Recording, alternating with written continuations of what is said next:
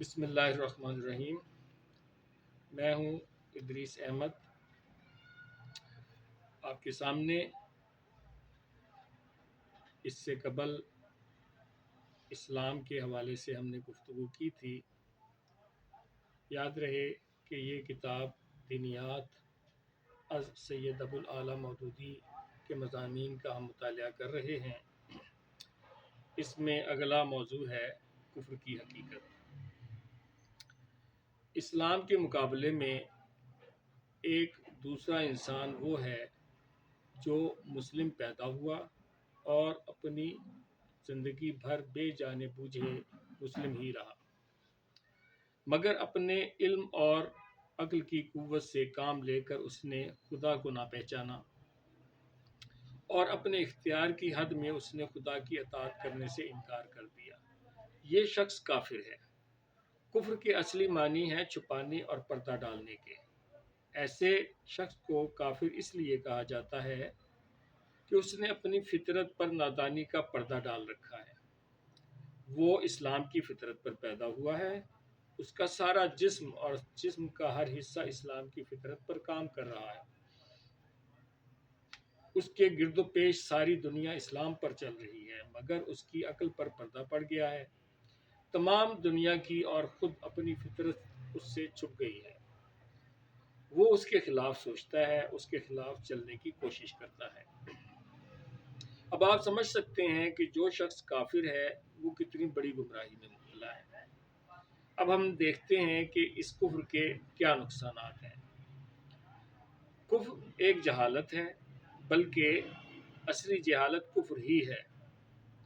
اس سے بڑھ کر اور کیا جہالت ہو سکتی ہے کہ انسان خدا سے ناواقف ہو۔ ایک شخص کائنات کے اتنے بڑے کارخانے کو رات دن چلتے ہوئے دیکھتا ہے، مگر نہیں جانتا کہ اس کارخانے کو بنانے والا اور چلانے والا کون ہے۔ وہ کون کاریگر ہے جس نے کوئلے اور لوہے اور کیلشیم اور سوڈیم اور ایسی ہی چند چیزوں کو ملا کر انسان جیسی لاجواب مخلوق پیدا کر دی۔ ایک شخص دنیا میں ہر طرف ایسی چیزیں اور ایسے کام دیکھتا ہے جن میں بے نظیر انجینئری، ریاضی دانی، کیمیا دانی اور ساری دانائیوں کے کمالات نظر آتے ہیں، مگر وہ نہیں جانتا کہ وہ علم اور حکمت اور دانش والی ہستی کون سی ہے جس نے کائنات میں یہ سارے کام انجام دیے ہیں۔ سوچو اور غور کرو، ایسے شخص کے لیے صحیح علم کے دروازے کیسے کھل سکتے ہیں جس کو علم کا پہلا سرا ہی نہ ملا ہو؟ وہ خواہ کتنا ہی غور و فکر کرے اور کتنی ہی تلاش و جستجو میں سر کھپائے، اس کو کسی شعبے میں علم کا سیدھا اور یقینی راستہ نہ ملے گا، کیونکہ اس کو شروع میں بھی جہالت کا اندھیرا نظر آئے گا اور آخر میں بھی وہ اندھیرے کے سوا کچھ نہ دیکھے گا۔ کفر ایک ظلم ہے، بلکہ سب سے بڑا ظلم کفر ہی ہے۔ تم جانتے ہو کہ ظلم کسے کہتے ہیں؟ ظلم یہ ہے کہ کسی چیز سے اس کی طبیعت اور فطرت کے خلاف زبردستی کام لیا جائے۔ تم کو معلوم ہو چکا ہے کہ دنیا میں جتنی چیزیں ہیں سب اللہ کی تابع فرمان ہیں اور ان کی فطرت ہی اسلام یعنی قانون خداوندی کی اطاعت ہے۔ خود انسان کا پورا جسم اور اس کا ہر حصہ اسی فطرت پر پیدا ہوا ہے۔ خدا نے ان چیزوں پر انسان کو حکومت کرنے کا تھوڑا سا اختیار تو ضرور دیا ہے، مگر ہر چیز کی فطرت یہ چاہتی ہے کہ اس سے خدا کی مرضی کے مطابق کام لیا جائے۔ لیکن جو شخص کفر کرتا ہے وہ ان سب چیزوں سے ان کی فطرت کے خلاف کام لیتا ہے۔ وہ اپنے دل میں دوسروں کی بزرگی اور محبت اور خوف کے بت بٹھاتا ہے، حالانکہ دل کی فطرت یہ چاہتی ہے کہ اس میں خدا کی بزرگی اور محبت اور خوف ہو۔ وہ اپنے تمام اعضاء سے اور دنیا کی ان تمام چیزوں سے جو اس کے اختیار میں ہیں خدا کی مرضی کے خلاف کام لیتا ہے، حالانکہ ہر چیز کی طبیعت یہ چاہتی ہے کہ اس سے قانون خداوندی کے مطابق کام لیا جائے۔ بتاؤ ایسے شخص سے بڑھ کر اور کون ظالم ہوگا جو اپنی زندگی میں ہر وقت ہر چیز پر حتیٰ کہ خود اپنے وجود پر بھی ظلم کرتا رہے۔ کفر جب ظلم ہی نہیں بغاوت اور کفر صرف ظلم ہی نہیں بغاوت اور ناشکری اور نمک حرامی بھی ہے۔ ذرا غور کرو انسان کے پاس خود اپنی کیا چیز ہے؟ اپنے دماغ کو اس نے پیدا کیا ہے یا خدا نے؟ اپنے دل، اپنی آنکھوں اور اپنی زبان اور اپنے ہاتھ پاؤں اور اپنے تمام اعضاء کا وہ خود خالق ہے یا خدا؟ اس کے گرد و پیش جتنی چیزیں ہیں ان کو پیدا کرنے والا خود انسان ہے یا خدا؟ ان سب چیزوں کو انسان کے لیے مفید اور کارآمد بنانا اور انسان کو ان کے استعمال کی قوت دینا انسان کا اپنا کام ہے یا خدا کا؟ تم کہو گے کہ یہ سب چیزیں خدا کی ہیں، خدا ہی نے ان کو پیدا کیا ہے، خدا ہی ان کا مالک ہے اور خدا ہی کی بخشش سے یہ انسان کو حاصل ہوئی ہے۔ جب اصل حقیقت یہ ہے تو اس سے بڑا باغی کون ہوگا جو خدا کے دیے ہوئے دماغ سے خدائی کے خلاف سوچنے کی خدمت لے، خدا کے بخشے ہوئے دل میں خدائی کے خلاف خیالات رکھے؟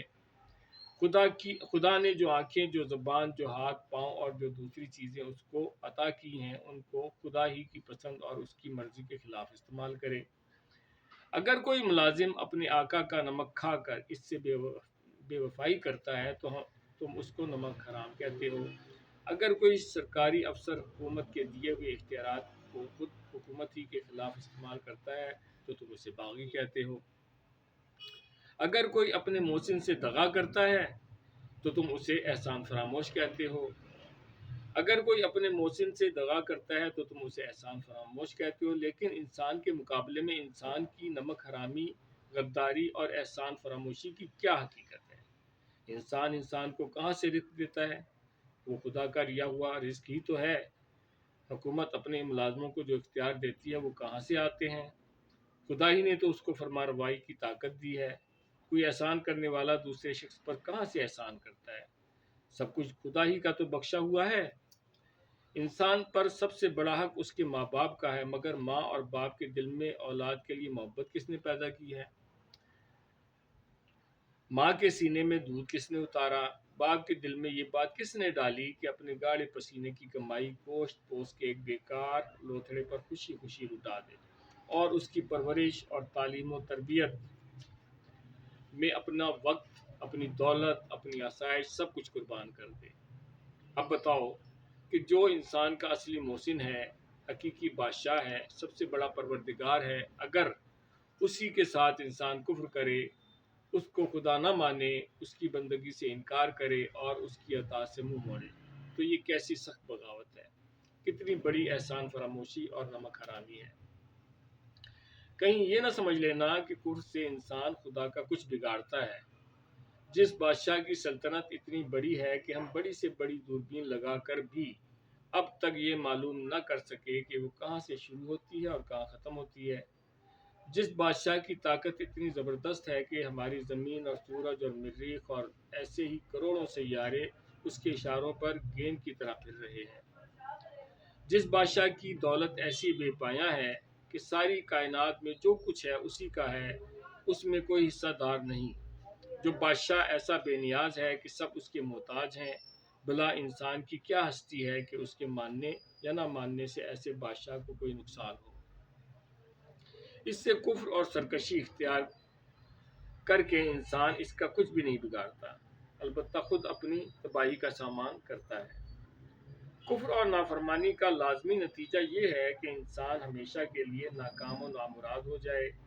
ایسے شخص کو علم کا سیدھا راستہ کبھی نہ مل سکے گا، کیونکہ جو علم خود اپنے خالق کو نہ جانے وہ کس چیز کو صحیح جان سکتا ہے؟ اس کی عقل ہمیشہ ٹیڑھے راستے پر چلے گی، کیونکہ جو عقل خود اپنے بنانے والے کو پہچاننے میں غلطی کرے وہ اور کس چیز کو صحیح سمجھ سکتی ہے؟